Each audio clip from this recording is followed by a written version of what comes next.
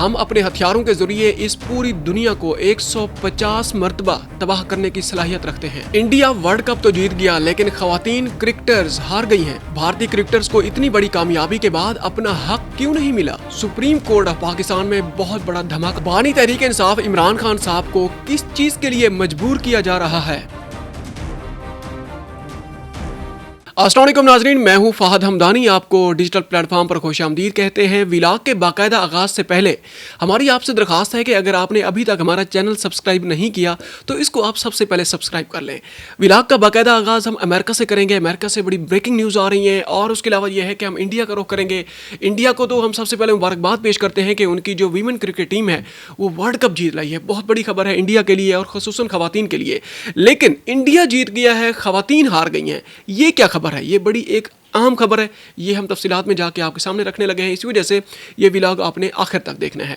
उसके बाद फिर हम पाकिस्तान का रुख करेंगे। पाकिस्तान से भी बड़ी अहम तरीन डेवलपमेंट सामने आ रही हैं। तो अमेरिका का रुख करते हुए सबसे पहले अब आपको ये बताते हैं कि वहाँ पर न्यूयॉर्क में मेयर का इलेक्शन होने जा रहा है। न्यूयॉर्क में मेयर का इलेक्शन तारीख में, अमेरिकन तारीख में पहली मरतबा ऐसा हुआ है कि जिस तरीके से अमेरिकन प्रेसिडेंट का जिस तरीके से इलेक्शन होता है वो इसी तरीके से सारी दुनिया की खबरें जनाब उसके ऊपर टिकी हुई हैं। अब उसकी क्या वजह है?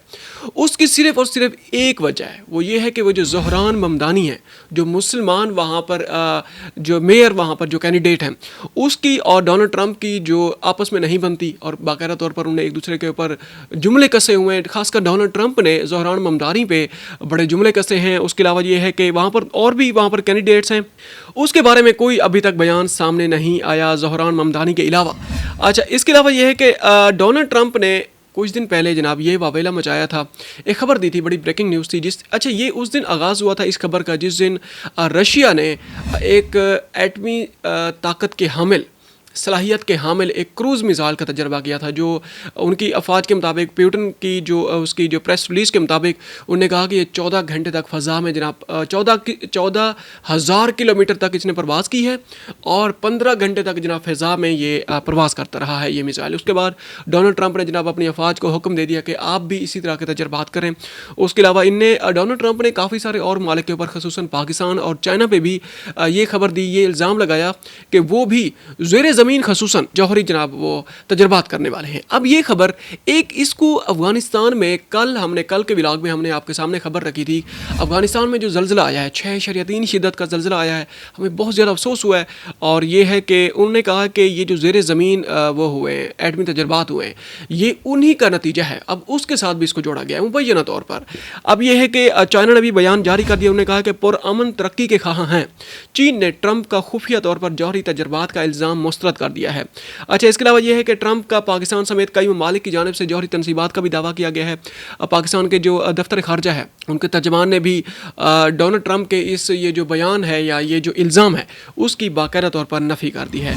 डोनाल्ड ट्रंप ने एक और भी जनाब उन्होंने कहा, एक बयान जारी किया है। उन्होंने कहा कि जनाब हमारे पास इतने एटमी हथियार हैं कि हम पूरी दुनिया को 150 मरतबा तबाह करने की सलाहियत रखते हैं। इस तरह के बयानात आज के दौर में तो नहीं होने चाहिए। खैर, अब क्या कर सकते हैं, ट्रंप साहब तो फिर ट्रंप साहब ही है ना। आगे बढ़ते हैं, इंडिया का रुख करते हैं। इंडिया में जैसे हमने शुरू में अपने इंट्रोडक्शन में आपसे कहा था कि इंडिया की जो वीमेन क्रिकेट टीम है वो वर्ल्ड कप जीत रही है, बहुत बड़ी कामयाबी है। और ये है कि बहुत बड़ा ये एक अच्छा शगुन है कि ख़वातीन भी अब मर्दों के मुकाबले में सामने आ रही हैं। एक जनाब कॉल है किसी का, उन्होंने कहा है कि इस दुनिया की जो 50% आबादी है वो ख़वातीन की है और बाकी जो 50% आबादी है वो उन्हीं ख़वातीन की वजह से है। आगे बढ़ते हैं, इसी खबर को थोड़ा सा हम इंडिया के वीमेन वर्ल्ड कप की जो टीम है उसके साथ जोड़ते हैं। अब वीमेन वर्ल्ड कप की जो टीम है जनाब, इसका मतलब ये है कि world cup international world cup है।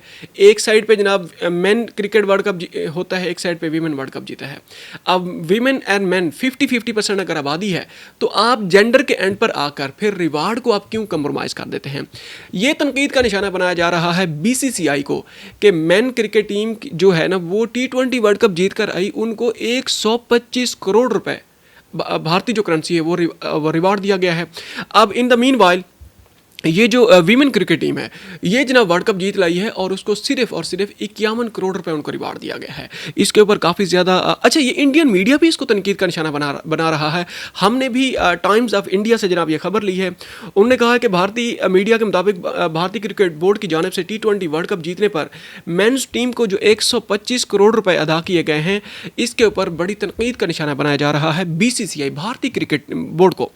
भारतीय मीडिया के मुताबिक ये फ़र्क एक बार फिर इस बहस को जन्म दे रहा है कि भारत में वीमेंस क्रिकेटर्स को उनकी कामयाबी के बावजूद बराबर का हक क्यों नहीं मिल रहा।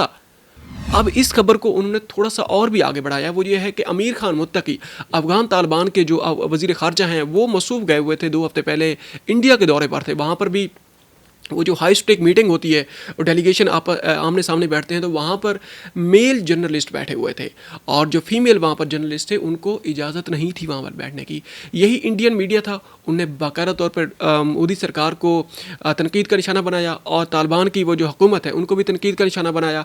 और अगले दिन ही वहाँ पर जो फीमेल जर्नलिस्ट हैं उनको वहाँ पर इंक्लूजन, उनकी जो उनकी प्रेजेंस है उसको यकीनी बनाया गया। अब ये है कि ऐसा नहीं होना चाहिए।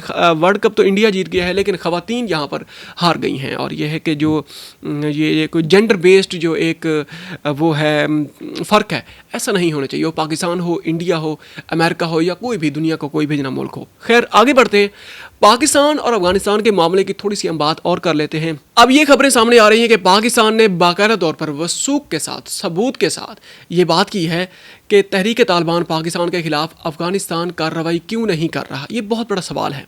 एक तो ये सवाल है कि जनाब तहरीक जो अफगान तालिबान है, उनकी जो अफगानिस्तान में जो नेटो और अमेरिका के खिलाफ जो उनकी जंग थी, यही तहरीक तालिबान के कारिंदे थे, यही लोग थे जो अफगान तालिबान को जनाब इंटेलिजेंस भी प्रोवाइड करते थे। उसके अलावा यह है कि उनकी मदद भी करते थे, डायरेक्टली या इनडायरेक्टली। अब ये खबर सामने आ रही है कि ये जो तहरीक तालिबान पाकिस्तान के जो लोग हैं, ये अफगान तालिबान के साथ हुकूमत में भी बैठे हुए हैं, हुकूमत भी कर रहे हैं। इसी वजह से वो अपने लोगों के खिलाफ कैसे कार्रवाई करेंगे। ये पाकिस्तान के जो डिफेंस मिनिस्टर हैं, उन्होंने बाकायदा तौर पर इसके ऊपर खबर भी जारी की है। एयरवेयर न्यूज़ ने भी इसको नशर किया हुआ है।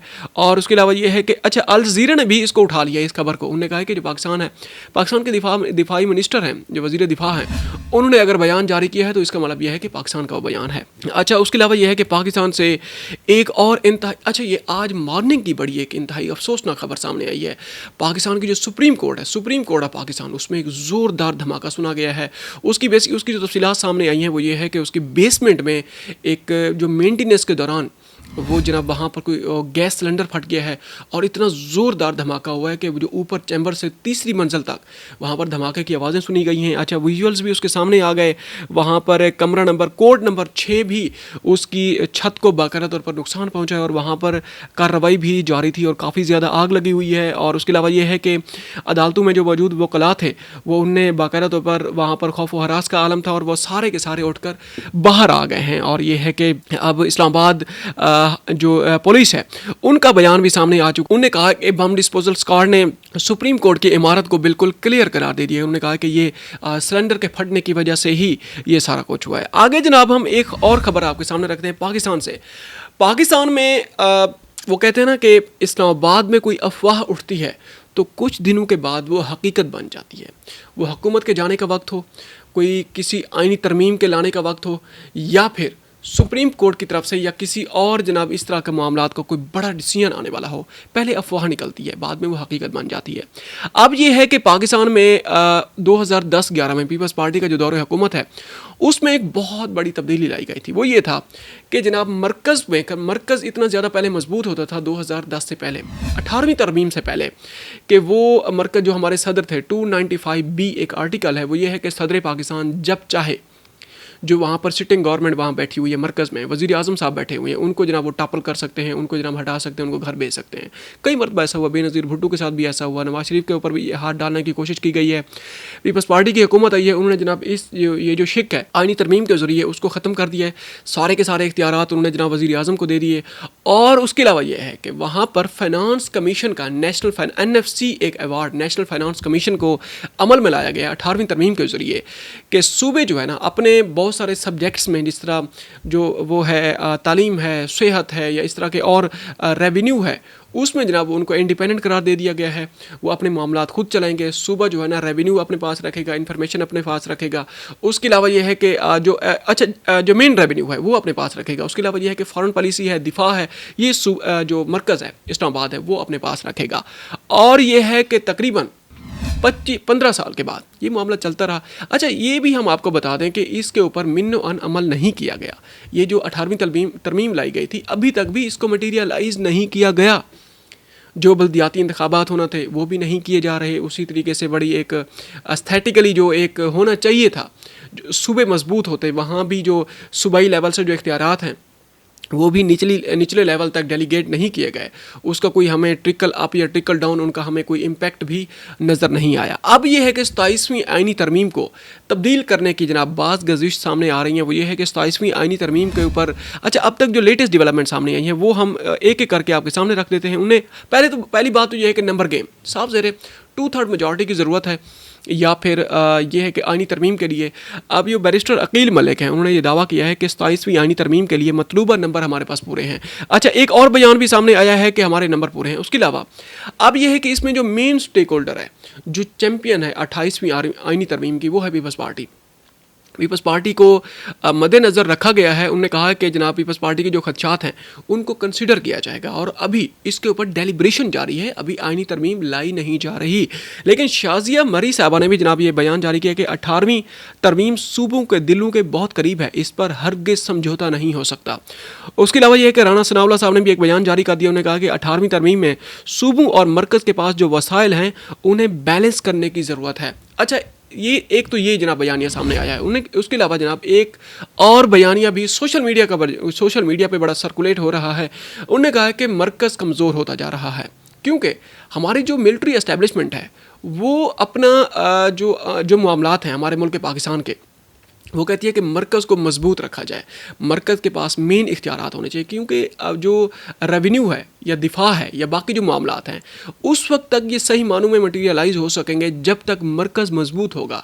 मरकज़ गर्दिशों में जो है उसके जो कर्ज़े हैं उनकी गर्दिश के अंदर जनाब घिरता जा रहा है, उसके गर्दाब के अंदर धंसता जा रहा है। सूबे हैं वो भी अपने अपने सारे जो उनके हकूक़ हैं, जो उनकी ज़िम्मेदारी हैं, वो उस तरीके से पूरी नहीं कर रहे। अभी भी मरकज़ को लीडिंग रोल प्ले करना पड़ता है सूबाई जो लेवल के जो मामलात हैं उनको टैकल करने के लिए। आखिरी खबर आपके सामने रखते हैं। अब यह है कि जनाब मुज़ाकरात की बातें चल रही थी। कल हम बानी तहरीक इंसाफ इमरान खान से मुताल्लिक़ भी काफ़ी सारी हमने खबरें आपके सामने रखी थी। वो ये था कि जो मज़ाहिमत की पॉलिसी थी KPK की तरफ से जो सामने आ रही थी, उसके ऊपर भी एक और डेवलपमेंट बड़ी सामने आ चुकी है। उसमें यह है कि जो पाकिस्तान तहरीक इंसाफ की जो मौजूदा क़यादत है, जो मफाहिमत की पॉलिसी अपनाना चाहती है, और उसके अलावा यह है कि पाकिस्तान तहरीक इंसाफ की जो पुरानी क़यादत है उसमें से कुछ लोगों ने शाह महमूद कुरैशी साहब के साथ जेल उसमें हॉस्पिटल में जाके मुलाकात की है। शाह महमूद कुरैशी साहब ने उन्हें प्रॉपर अटेंड नहीं किया। ये खबर भी सामने आ रही है, कल भी हमने आपके सामने रखी थी। अब यह है कि जो मुफाहिमत की पॉलिसी है, पूरी तहरीक इंसाफ एक साइड पे, इमरान खान साहब अकेले एक साइड पे, वो नहीं चाहते कि मुफाहिमत की पॉलिसी को आगे बढ़ाया जाए। जो कि जो हमारी जो लेटेस्ट जो डेवलपमेंट हमारे सामने आई हैं कि वो ये है कि इमरान खान साहब को अनकरीब मजबूर कर दिया जाएगा कि वो मुफाहिमत की पॉलिसी अपनाएं, क्योंकि अगला जो दौरे हुकूमत आ रहा है, अगले इलेक्शन में भी ये खबरें भी सामने आ रही हैं कि शहबाज शरीफ साहब ही वज़ीर आज़म होंगे, मरीम नवाज़ साहबा ही जनाब यहाँ पर बैठी होंगी, पंजाब में बैठी होंगी, और पीपल्स पार्टी तो वैसे ही सिंध के पास रहेगा। KPK के अंदर भी अगर ये मुफाहिमत की पॉलिसी ना अपनाई गई तो KPK के अंदर भी बड़ी तब्दीली आने का चांस है। और KPK की जो हुकूमत है मुबैना तौर पर ये खबरें सामने आ रही हैं कि जनाब उनको बहुत बड़े झटके लगने वाले हैं। अब तक के लिए इतना ही, मिलते हैं एक और व्लॉग में। अपना ख्याल रखिएगा, हो सके तो हमारे चैनल का भी ख्याल रखिएगा। अस्सलाम वालेकुम।